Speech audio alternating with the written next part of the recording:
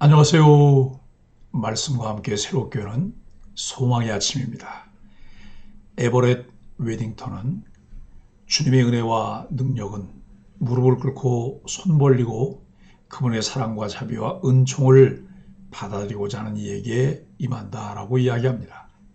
열왕기하 22장 12절로 20절까지 말씀을 본문으로 하여 말씀을 사모하는 겸비한 마음이라고 하는 주제로 함께 은혜를 나누기를 원합니다. 이전 본문인 열왕기하 22장 1절로 11절에서 요시야 왕은 성전을 수리하다 발견된 율법책을 통해 하나님의 말씀을 접하게 되었습니다. 그는 그 말씀을 듣고 나라의 죄악과 자신이 속한 공동체 상태를 깨달았습니다. 그리고 옷을 찢으며 회개의 마음을 갖습니다. 요시야는 말씀을 통해 하나님의 뜻을 찾고자 하는 갈급한 마음으로 겸비하게 반응하며 하나님께 더욱 가까이 나아갔습니다. 오늘 본문에서는 요시야가 발견된 말씀을 더 깊이 알기 위해 하나님께 묻고자 신하들을 여선지자 훌다에게 보냅니다.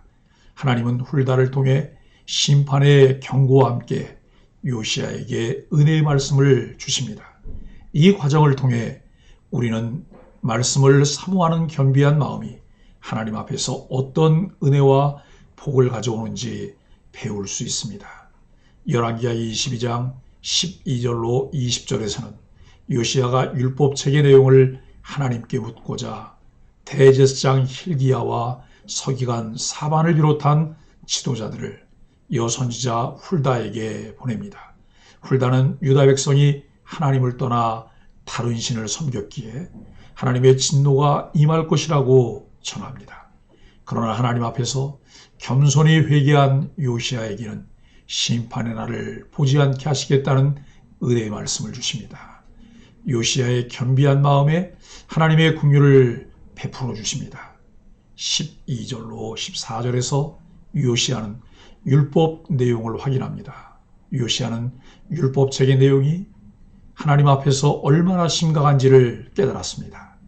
요시야는 거기에 머물지 않고 대제사장과 서기관을 포함한 정치, 종교 지도자들을 통해 하나님께 묻고자 합니다.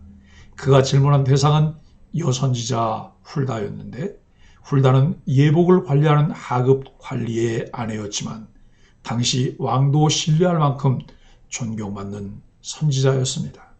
요시야는 단순히 두려움에 사로잡히기보다 하나님의 뜻을 분명히 알고 싶어하며 말씀을 통해 하나님이 요구하시는 길을 정확히 찾고자 했습니다. 이는 그가 하나님을 진심으로 경외하고 있었음을 보여줍니다. 칼빈은 하나님의 말씀을 알기 원하는 자는 두려움으로 끝나지 않고 말씀에 대한 갈급함으로 나아가야 한다고 강조하며 요시야의 태도를 겸비함의 표본으로 삼습니다. 요시야는 율법책의 내용에 대해 무엇을 확인하려 했나요?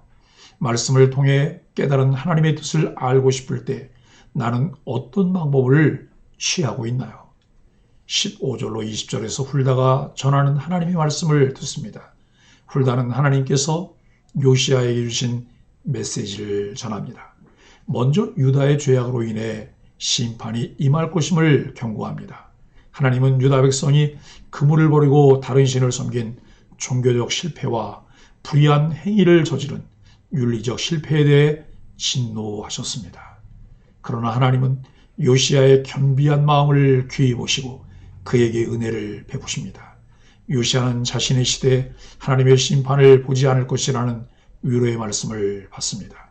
유다가 쌓아온 죄의 깊이는 요시야 한 사람의 회개로 해결될 수 없지만 그의 겸손함을 통해 심판이 잠시 연기된 것입니다. 이는 죄를 벌하시는 공의의 하나님이시지만 동시에 회개하는 자에게 긍휼을 베푸시는 하나님이심을 보여줍니다. 훌다의 메시지는 하나님 앞에서 겸비한 마음이 얼마나 중요한지를 다시금 깨닫게 합니다. 하나님은 훌다를 통해 어떤 말씀을 주셨나요? 공동체의 죄악 앞에서 내가 겸손히 회개할 부분은 무엇이 있을까요? 오늘 본문은 하나님의 말씀을 접한 요시야의 반응과 그에 대한 하나님의 응답을 보여줍니다. 요시야는 율법책의 내용을 듣고 두려워하며 하나님께 묻습니다. 이는 최악의 상황에서도 하나님을 찾으려는 그의 태도를 보여줍니다.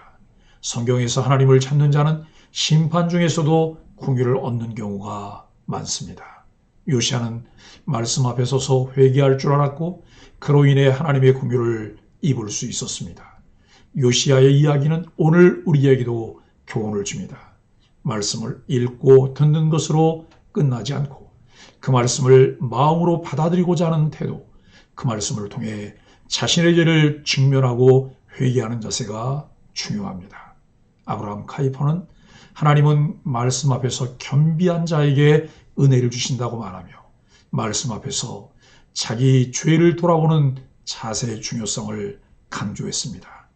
오늘 말씀을 우리의 삶에 적용하고 실천하기 위해 질문하며 우리는 답해야 합니다. 첫째, 우리는 하나님의 말씀 앞에서 겸손히 우리의 죄를 돌아보며 회개하는가입니다.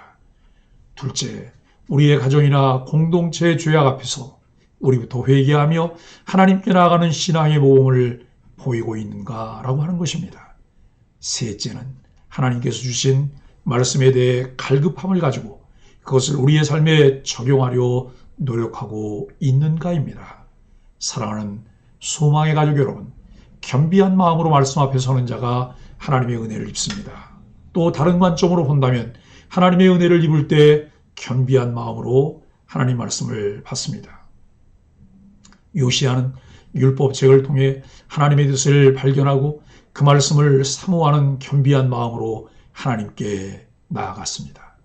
웨스트민스터 신앙고백서는 하나님의 말씀을 듣고 순종하는 자는 그 삶에 풍성한 은혜가 임한다고 강조하며 말씀 앞에서는 겸비한 마음의 중요성을 일깨웁니다. 우리가 요시야처럼 말씀을 통해 죄를 깨닫고 하나님 앞에서 겸비하게 나아갈 때 하나님께서는 우리의 긍휼과 은혜를 베푸십니다. 죄악의 세상에서 말씀을 사모하며 겸비한 마음으로 하나님을 찾는 것이야말로 진정한 신앙인의 길입니다. 우리 그리스도인은 하나님 앞에서 부드러운 마음과 겸비함을 가져야 합니다. 부드러운 마음은 하나님을 두려워하는 마음이고 겸비함은 겸손히 자신을 낮추는 태도입니다. 심판의 말씀을 들은 요시야가 부드러운 마음으로 겸비하며 간절히 회개하자 하나님은 그의 기도를 들으셨습니다.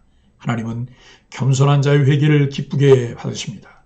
죄인에 불과한 자신의 처지를 알았던 요시야처럼 겸손이라는 두 글자를 마음에 새기며 하나님의 은혜를 입은 자로 살아가는 소망의 가족들이 되기를 예수 그리스도의 이름으로 간절히 축복합니다. 함께 기도하겠습니다. 하나님, 요시야처럼 말씀을 사모하며 그 말씀 앞에서 우리의 죄를 돌아보는 겸비한 마음을 주옵소서. 하나님, 우리의 삶과 가정, 공동체에서 말씀을 잃지 않고 주님의 뜻을 따르도록 인도하여 주옵소서. 하나님, 죄악의 상황에서도 하나님을 찾으며 말씀에 온전히 순종하는 부드러운 마음을 주옵소서.